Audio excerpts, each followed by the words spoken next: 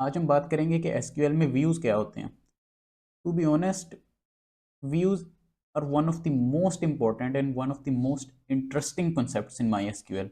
अगर आपको व्यूज़ आते हैं तो आप बहुत सा काम ऐसा कर सकते हैं जो एक एवरेज बंदे को करने में अच्छा खासा टाइम लगता है, वो आप सेकंड्स के अंदर कर सकते हैं अगर आप व्यूज़ को समझते हैं और अगर आप व्यूज़ को यूज़ करते हैं। व्यूज़ बहुत इंपॉर्टेंट है यार, बहुत ज़्यादा इंपॉर्टेंट है। मुझे व्यूज़ पढ़ाने में बहुत मज़ा आता है। ये कमाल की चीज़ है, क्या बात है। चलो शुरू करते हैं। व्यूज़ इन एसक्यूएल, व्यूज़ क्या होते हैं? देखो मेरी तरफ देखो। सबसे पहले देखते हैं कि व्यूज़ क्या होते हैं। एग्जांपल लेते हैं एक। आपके पास एक टेबल है, उस टेबल के अंदर आपने डेटा स्टोर किया हुआ है। टेबल मैं आपको दिखा ही देता हूँ एक दफ़ा। ये टेबल्स हैं जी आपके पास। सबसे पहले एक स्टूडेंट्स का टेबल है, इसमें हमारे पास आईडी है, नेम है, क्लास है। इससे हमें पता चल रहा है कि कितने स्टूडेंट्स हमारे पास हैं। उसके बाद एक कोर्सेज का टेबल है, जिससे हमें पता चल रहा है कि कौन कौन से कोर्सेज हैं। ठीक है। उसके बाद एक टेबल और है, वो है एनरोलमेंट्स का। एनरोलमेंट्स वाले टेबल में हमें पता चल रहा है कि कौन सा स्टूडेंट किस कोर्स के अंदर एनरोल्ड है। ठीक है, बात समझ आ रही है? कौन सा स्टूडेंट किस कोर्स के अंदर एनरोल्ड है, ये हमें कैसे पता चल रहा है? एनरोलमेंट्स वाले टेबल से। आप काम कर रहे हैं इस डेटाबेस पे, तीन टेबल्स हैं। आपका बॉस आपको कहता है कि मुझे बताओ कौन सा स्टूडेंट किस कोर्स के अंदर एनरोल है, यानी मुझे स्टूडेंट्स के नेम आने चाहिए और सामने आना चाहिए कि किस स्टूडेंट ने किस कोर्स में एनरोल किया। सबसे पहली बात, स्टूडेंट्स और कोर्सेज का आपस में कौन सा रिलेशन है? ये आंसर आप कमेंट सेक्शन में देंगे, ये मैं आपको नहीं बताऊंगा क्योंकि ये हम पहले डिस्कस कर चुके हैं। अब मैंने बनाना है कि नेम्स आए और सामने कोर्स नेम आए। ये मैं कैसे बनाऊंगा? मैंने यहाँ एक बड़ी कम्प्लेक्स सी क्यूरी लिखी, ज्वाइंस लगाए दो तीन, और उसके बाद मैंने उसको रिजल्ट दे दिया सर को। एक दफ़ा तो मैंने बना दिया। अब मुझे पता है कि ये बंदा तो हर 2-3 दिन बाद मेरे से मांगेगा, ये हर 2-3 दिन बाद कहेगा कि बताओ अब कितने स्टूडेंट्स एनरोल हो गए, अब कितने स्टूडेंट्स एनरोल हो गए। ठीक है, तो मैं कुछ ऐसा काम ना करूँ कि जो मैंने क्यूरी लिखी है इसको मैं किसी तरह सेव कर लूँ। इसको मैं किसी तरह एक जगह पे सेव कर लूँ ताकि इसका एक अलग से वर्चुअल टेबल बन जाए। वो असल में टेबल ना हो, लेकिन जब मैं उसको कॉल करूँ तो वो एक टेबल बना के एक टेबल की शेप में मुझे प्रोवाइड कर दे। क्या मैं ऐसा कर सकता हूँ? शायद कर सकता हूँ। तो देखते हैं क्या ऐसा हो सकता है। बिल्कुल हो सकता है। इसी को हम व्यू कहते हैं, यानी a view is a virtual table that is saved in the form of query। जब आपने बार बार कोई कॉम्प्लेक्स क्यूरी लिखनी होती है तो उसको अवॉइड करने के लिए हम उसको एक व्यू के अंदर स्टोर कर देते हैं। जब भी हमें वो डेटा चाहिए होता है हम उस व्यू को कॉल करते हैं और वो उतना डेटा उस टेबल में से फैच करके हमें दे देता है। डेटाबेस में पीछे पूरा टेबल पड़ा हुआ है, या फिर जिस तरह 3 4 5 टेबल्स भी पड़े हुए हैं, लेकिन हम सिर्फ उतनी इन्फॉर्मेशन एक व्यू के अंदर स्टोर करते हैं जितनी हमें एक टाइम पे चाहिए होती है। और जब भी हमें इन्फॉर्मेशन चाहिए होती है, पूरा टेबल कॉल करने की बजाय या पूरी एक कॉम्प्लेक्स क्यूरी लिखने की बजाय जो क्यूरी सेव की होती है उसी को हम कॉल कर लेते हैं और वो हमें रिजल्ट में पूरा एक वर्चुअल टेबल बना के दे देता है, जो कहाँ से आता है? असल डेटाबेस से। इसकी विजुअल रिप्रेजेंटेशन देखते हैं। ये फोटो अगर आपको नज़र आ रही है, एक तरफ लेफ्ट साइड पे यूज़र है, ठीक है, और राइट साइड पे डेटाबेस है। ज़्यादा जूम हो गया, 100 और 200 कर लेते हैं, ठीक है। एक साइड पर व्यू है, एक साइड पर यूज़र है और राइट साइड पर डेटाबेस है। अब यूज़र को क्या चाहिए? यूज़र को जितना डेटा चाहिए मैं उतना एक व्यू के अंदर स्टोर कर लूँगा। जब यूज़र मांगेगा तो मैं उतना डेटा दिखा दूंगा। अगर मैं यूज़र को पूरा डेटाबेस दिखा देता हूँ, डेटाबेस के अंदर हो सकता है मेरे पास 20 कॉलम्स हों, लेकिन यूज़र की रिक्वायरमेंट सिर्फ 2 कॉलम्स हैं। तो मैं उन 2 कॉलम्स को व्यू के अंदर स्टोर कर दूंगा। जब भी यूज़र को चाहिए होगा वो व्यू को कॉल करेगा और वो व्यू कॉल हो जाएगा और व्यू उन 2 कॉलम्स को उठा के लाएगा और यूज़र को दिखा देगा। ठीक है, क्या इतनी बात समझ आ रही है? मुझे उम्मीद है कि आपको ज़रूर समझ आ रही होगी। यानी कि हम क्यूरी को सेव कर लेते हैं और जब भी चाहिए होता है तो हम उस व्यू को कॉल करते हैं, क्यूरी चल जाती है और उस व्यू के अंदर एक वर्चुअल टेबल हमारे सामने शो हो जाता है। अगर हम इसका प्रैक्टिकल करेंगे तो आपको और ज़्यादा अच्छे से समझ आएगी कि व्यू क्या होता है। और व्यू बहुत इंटरेस्टिंग है यार, व्यू बहुत ज़्यादा इंटरेस्टिंग है। मुझे व्यूज़ बहुत पसंद है। चलो स्टार्ट करते हैं। हम ऐसा करते हैं कि जो एग्जांपल अभी हमने डिस्कस की उसी को चेक करते हैं। मेरे पास एक डेटाबेस है जॉइंस के नाम से। जब हमने जॉइंस पढ़े थे तो तब हमने ये डेटाबेस बनाई थी।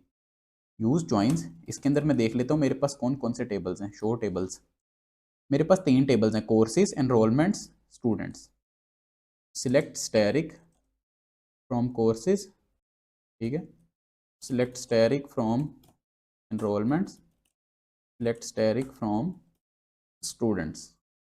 बारी बारी देखते हैं स्टूडेंट्स में क्या डेटा है, एनरोलमेंट्स में डेटा है, एनरोलमेंट्स में भी है, और कोर्सेज में भी डेटा है, कोर्सेज में भी है। मैंने सर को क्या शो करवाना है, मैंने उसको ये शो करवाना है कि कौन से स्टूडेंट ने किस कोर्स में एनरोल किया। तो मैं लिखूंगा select S dot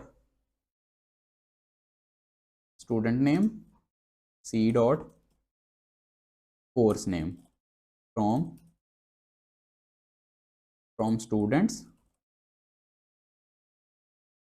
students, as S, join courses, sorry join enrollments as E on. इस पर लगाना है E dot student I D is equals to S dot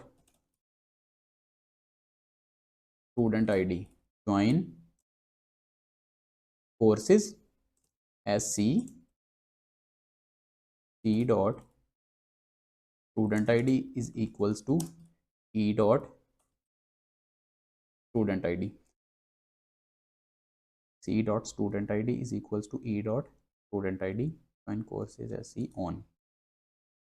ये क्यूरी मैं एक्सप्लेन नहीं करूंगा क्योंकि ये लेक्चर ज्वाइंस का नहीं है, ये लेक्चर व्यूज़ का है। ये क्यूरीज मैं अच्छे से ज्वाइंस वाले लेक्चर में एक्सप्लेन कर चुका हूँ। जैसे मैं इस क्यूरी को रन करता हूँ, unknown column C dot student I D, ये C dot course I D है, कोर्स आई डी और कोर्स आई डी को रन करते हैं।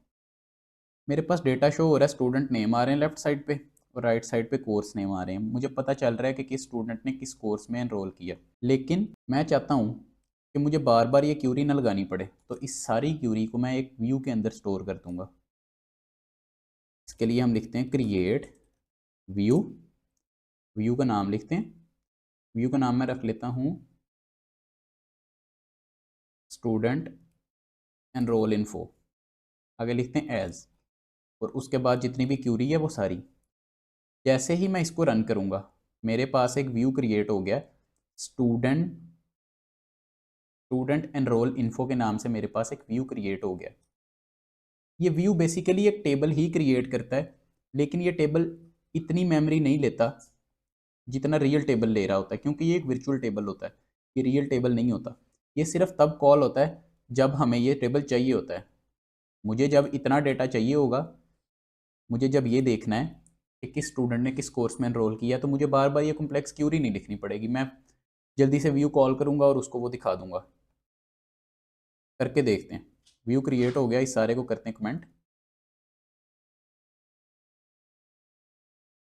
और मैं लिखता हूँ select asterisk from student enrol info. इसको रन करता हूँ, क्या मेरे पास वो डाटा आ रहा है? बिल्कुल आ रहा है, लेकिन ये डाटा तो इतनी कॉम्प्लेक्स क्यूरी से आ रहा था। ये सारा मैं रिमूव भी कर दूँ तो ये डाटा तो बड़ी कॉम्प्लेक्स क्यूरी से आ रहा था, तो ये इधर कैसे आ गया? क्योंकि मैंने इसको एक व्यू के अंदर स्टोर कर दिया है। अब जितनी बार भी मुझे ये चाहिए होगा मैं सिंपली व्यू कॉल करूँगा और उधर से ये डाटा आ जाएगा। तो व्यू भी एक तकरीबन टेबल बन चुका है, वर्चुअल टेबल बन चुका है। अगर मैं इससे चाहूँ तो सिर्फ स्टूडेंट नेम भी फैच कर सकता हूँ, select student name from student enrol info, तो मेरे पास सारे सारे स्टूडेंट नेम आ गए। और अगर मैं चाहूँ तो कोर्स नेम भी फैच कर सकता हूँ, course name from student enrol info, तो मेरे पास ये सारे कोर्स नेम आ गए कि किस स्टूडेंट ने किस कोर्स में एनरोल किया हुआ है। ठीक हो गया। एक एग्जांपल से आपको ये समझ आ गया होगा कि व्यूज़ क्या होते हैं। हम पूरा टेबल हटाते हैं और जितना इन्फॉर्मेशन चाहिए होता है सिर्फ उतनी इन्फॉर्मेशन ला के यूज़र को दिखा देते हैं। तो इसको हम क्या कहते हैं कि हमने एक व्यू बना लिया है, अब हमें जब चाहिए होगा वो व्यू शो करवा देंगे। एक और एग्जांपल लेते हैं, मैं एक टेबल क्रिएट करता हूँ कस्टमर्स के नाम से। इसके अंदर मैं ले लेता हूँ फील्ड्स नेम, वारचार 40। उसके बाद मैं ले लेता हूँ सिटी varchar 40। उसके बाद मैं ले लेता हूँ एड्रेस varchar 60 कर लेते हैं। ठीक हो गया, एक टेबल क्रिएट हो गया। इस टेबल को हम कर लेते हैं क्रिएट। एक टेबल क्रिएट हो गया कस्टमर्स के नाम से, नेम सिटी एड्रेस। इसमें कुछ वैल्यूज इंसर्ट करते हैं। कस्टमर्स वाले टेबल में मैंने कुछ डेटा इंसर्ट कर लिया, तो देख लेते हैं हमारे पास क्या डेटा आ रहा है। सिलेक्ट स्टैटिक फ्रॉम कस्टमर्स, हमारे पास आ रहा है नेम, उसके बाद आ रहा है सिटी, उसके बाद आ रहा है address.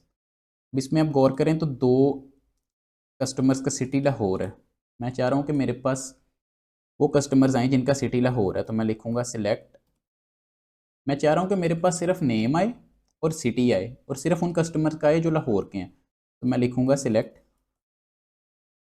Name city from customers where city is equals to Lahore LHR। क्या मेरे पास ये डेटा शो हो रहा है? डेटा तो शो हो रहा है, लेकिन अब मुझे जितनी बार लाहौर के कस्टमर्स को देखना है, मैं हमेशा से ये क्वेरी लिखूंगा select name city from customers where city is equals to Lahore. क्यों ना मैं ऐसे करूं कि मैं इसको भी एक व्यू के अंदर स्टोर कर दूं।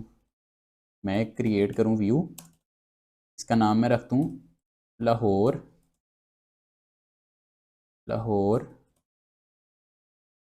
कस्टमर्स एज, और उसके बाद ये सारा डेटा अंदर आ जाएगा। एक व्यू क्रिएट कर दिया। अब मैं करता हूँ select static from Lahore customers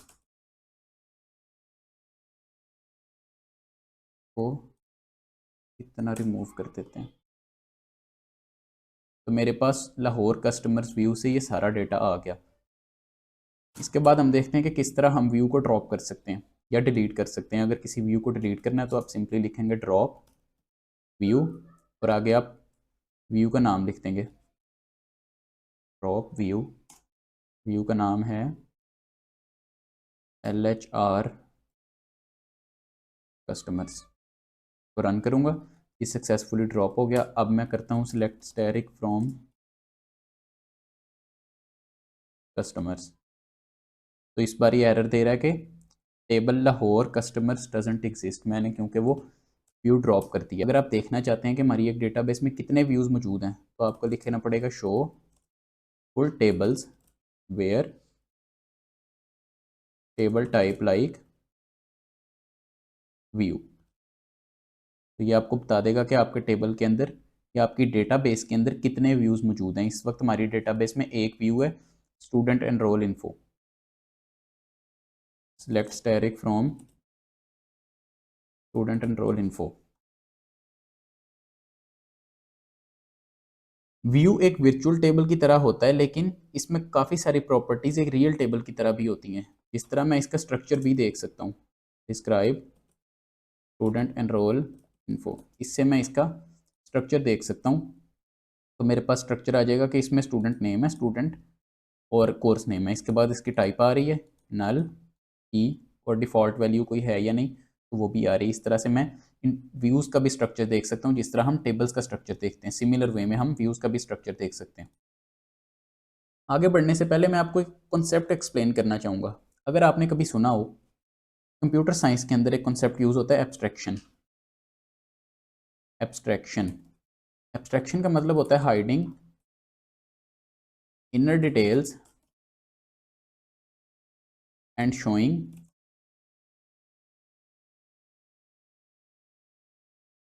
only the needed data. इसका मतलब कि आप इनर डिटेल्स को हाइड कर लेते हैं और सिर्फ वो डाटा शो करते हैं जिसकी ज़रूरत है। फॉर एग्जांपल, अगर आप एक गाड़ी चला रहे हैं, गाड़ी में आपके पास स्टेयरिंग है, स्टेयरिंग को आप घुमाते हैं लेफ़्ट राइट, तो आपकी गाड़ी मुड़ती है। अगर आप स्टेयरिंग को लेफ़्ट घुमाते हैं तो आपकी गाड़ी लेफ़्ट जाती है, अगर आप राइट घुमाते हैं तो आपकी गाड़ी राइट जाती है। क्या आपको पता है कि इंजन के अंदर ऐसा क्या होता है जिसकी वजह से जो गाड़ी है लेफ़्ट जाती है? या जब आप स्टेयरिंग को राइट घुमाते हैं तो क्या होता है जिसकी वजह से गाड़ी राइट जाती है? हमें तो नहीं पता। ये एब्स्ट्रैक्शन की बहुत अच्छी एग्जांपल है कि इनर डिटेल्स को, इनर कॉम्प्लेक्सिटी को हाइड कर लिया जाता है और आपको सिर्फ वो चीज़ें दिखाई जाती हैं, वो इंटरफेस दिखाया जाता है जिसकी आपको ज़रूरत है या जितना आपको दिखाना है। आपको नहीं पता कि इंजन के अंदर क्या हो रहा है या किस तरह से चीज़ें आपस में इंटरेक्ट कर रही हैं जिसकी वजह से गाड़ी राइट जा रही है या गाड़ी लेफ्ट जा रही है। इसी तरह जब हम डेटाबेसेस में काम करते हैं, फॉर एग्जांपल मेरे पास एक टेबल है एम्प्लॉयज़ का, इसमें मेरे पास क्या क्या इन्फॉर्मेशन आ रही है। इसमें मेरे पास एम्प्लॉय का नेम आ रहा है varchar 40 में, उसके बाद डिपार्टमेंट आ रहा है varchar 50 में, उसके बाद मेरे पास आ जाता है सैलरी, वो आ जाती है varchar, वो आ जाती है इंट में, और उसके बाद आ जाता है सिटी, वो भी होता है varchar 40 में। ये टेबल क्रिएट हो गया। इसके अंदर थोड़ा सा डेटा डाल लेते हैं। एम्प्लॉयज़, ये टेबल तीन बंदों ने देखना है, एक है एचआर, एक है मैनेजर और एक है एडमिन। एचआर को आपने सिर्फ दिखाना है एम्प्लॉय का नेम और एम्प्लॉय का डिपार्टमेंट। मैनेजर को आपने दिखाना है एम्प्लॉय का नेम, एम्प्लॉय का डिपार्टमेंट और एम्प्लॉय का सिटी। और एडमिन को आपने दिखाना है एम्प्लॉय का नेम और एम्प्लॉय की सैलरी। टेबल तो एक ही है, लेकिन इसको कुछ और दिखाना है, इसको कुछ और इंटरफेस दिखाना है, और एडमिन को कुछ और इंटरफेस दिखाना है। तो वो हम किस तरह दिखाएंगे? एचआर के लिए हमने बनाना है नेम और department. Select name, department from employees. तो हमारे पास डेटा आ गया। अभी सिर्फ एक ही एम्प्लॉय है तो एक ही एम्प्लॉय का डेटा आ रहा है। तो एचआर के लिए मैं एक अलग से व्यू बना लेता हूँ, create view HR view as. HR के लिए मैंने एक अलग से व्यू बना लिया। उसके बाद मैंने मैनेजर के लिए भी एक व्यू बना लिया। मैनेजर को क्या क्या दिखाना है? मैनेजर को अपने नेम दिखाना है, डिपार्टमेंट दिखाना है और सिटी दिखाना है। तो एक व्यू बना लिया मैंने मैनेजर व्यू, और एक व्यू मैं बना लूँगा एडमिन व्यू। इसको क्या क्या दिखाना है? इसको नेम दिखाना है और सैलरी दिखानी है। अब तीन व्यूज़ बन चुके हैं। Select asterisk from admin view, select asterisk from HR view, select asterisk from manager view. बारी बारी तीनों का व्यू देखते हैं। मैनेजर को क्या शो हो रहा है? नेम, डिपार्टमेंट और सिटी। एचआर को क्या शो हो रहा है? नेम और डिपार्टमेंट। और एडमिन को क्या शो हो रहा है? नेम और सैलरी। तो इस तरह से हम डिटेल्स को हाइड करके सिर्फ उतनी ही इंफॉर्मेशन शो करवा सकते हैं जितने की ज़रूरत है। पीछे डेटाबेस में तो पूरा टेबल पड़ा हुआ है और उसके अंदर सारी इन्फॉर्मेशन स्टोर्ड है, लेकिन हर बंदे को अलहदा इन्फॉर्मेशन दिखानी है।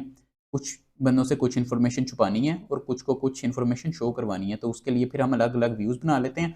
जैसे ही एडमिन कहेगा, या एडमिन का जो पोर्टल है उस पर मैं एडमिन व्यू अपलोड कर दूंगा, एचआर के पोर्टल पे एचआर व्यू चला जाएगा, और मैनेजर के पोर्टल या मैनेजर के सिस्टम पे मैनेजर व्यू चला जाएगा। अब तक आपको ये अच्छे से समझ आ गया होगा कि व्यू क्या होता है।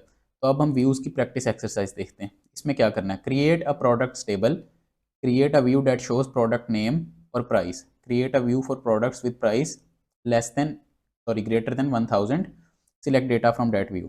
सबसे पहले एक प्रोडक्ट्स नाम का टेबल बनाना है। क्रिएट टेबल प्रोडक्ट्स, इसमें क्या क्या इंफॉर्मेशन आ सकती है? प्रोडक्ट आईडी आ सकती है, इंट में हो जाएगी, और वो प्राइमरी की होगी। उसके बाद प्रोडक्ट नेम आ सकता है, ये varchar में होगा 40। के बाद प्राइस होगी, ये इंट में होगी। के बाद रिव्यूज़ होंगे, ये भी इंट में होंगे। और उसके बाद क्या होगा? उसके बाद होगा डिस्काउंट, ये भी इंट में होगा। ये टेबल क्रिएट हो गया, एक स्टेप कंप्लीट हो गया। उसके बाद अगला स्टेप क्या? Create a view that shows product name और प्राइस। अपने एक व्यू क्रिएट करना है, क्रिएट व्यू। इस व्यू का नाम रख लेते हैं प्रोडक्ट 1 एज। क्या शो करवाना है इसमें? सिलेक्ट प्रोडक्ट नेम और price from products table. View create हो गया। के बाद क्या करना है? Create a view for products with price greater than 1000, create view products 2 इसमें क्या करना है, सिलेक्ट प्रोडक्ट नेम, या सिलेक्ट स्टैटिक कर लेते हैं इस बार, क्योंकि उसने हमें कोई कंडीशन नहीं दी। From products where price is greater than 1000 as. इसको रन किया तो हमारे पास ये एक और व्यू बन गया, और इससे व्यू से हमने डेटा शो करवाना है, तो हम करते हैं select direct from products two. अभी इसमें कोई डेटा नहीं है, इसलिए हमारे पास भी कोई डेटा शो नहीं होगा। अगर डेटा होता तो वो हमारे पास शो हो जाता। अब हम देख लेते हैं कि इस डेटाबेस में हमने कितने व्यूज़ बना लिए हैं। Show full tables where table type like view.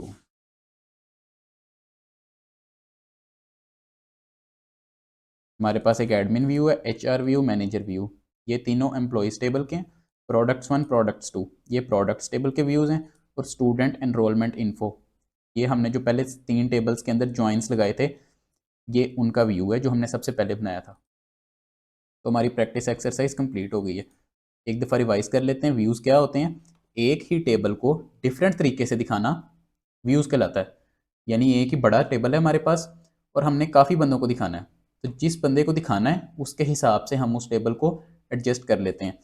अगर आप इस डायग्राम को देखें तो आपको ज़्यादा अच्छे से समझ आएगी। एक तरफ यूज़र है और एक तरफ डेटाबेस है, लेकिन यूज़र ने क्या देखना है, यूज़र को हमने व्यू दिखाना है। डिपेंड करता है कि यूज़र देख रहा है, एडमिन देख रहा है, या फिर कौन देख रहा है। अगर तो यूज़र देख रहा है तो हम उसको कुछ और दिखाएंगे। जैसे प्रोडक्ट्स का टेबल है, अगर यूज़र देखेगा तो उसको हम प्रोडक्ट की प्राइस दिखाएंगे और प्रोडक्ट का नेम दिखाएंगे। लेकिन अगर एडमिन देखेगा तो उसको प्रोडक्ट की नेम दिखाएंगे, प्रोडक्ट की प्राइस, उसके बाद हम उसको दिखाएंगे कि इसके रिव्यूज़ कितने हैं, उसके बाद उसको परचेज प्राइस भी दिखा देंगे, उसको सेल प्राइस भी दिखा देंगे, उसको सब कुछ दिखा देंगे। लेकिन ये सब कुछ हम व्यूअर को नहीं दिखा सकते। जो यूज़र है उसको हम ये सब नहीं दिखा सकते। मुझे उम्मीद है कि अब तक तो आपको समझ आ गई होगी। अगर अभी भी समझ नहीं आई तो आप दोबारा से इसको प्रैक्टिस करें, आप थोड़ा सा इसके बारे में सर्च करें, वीडियो को दोबारा देखें, तो इंशाल्लाह आपको ज़रूर समझ आ जाएगी। मिलते हैं नेक्स्ट लेक्चर में। अगर आपका कोई क्वेश्चन है तो आप कमेंट सेक्शन में पूछ सकते हैं, मैं कोशिश करूँगा कि उसको ज़रूर आंसर करूँ। मिलते हैं नेक्स्ट लेक्चर में, तब तक के लिए अल्लाह हाफ़िज़।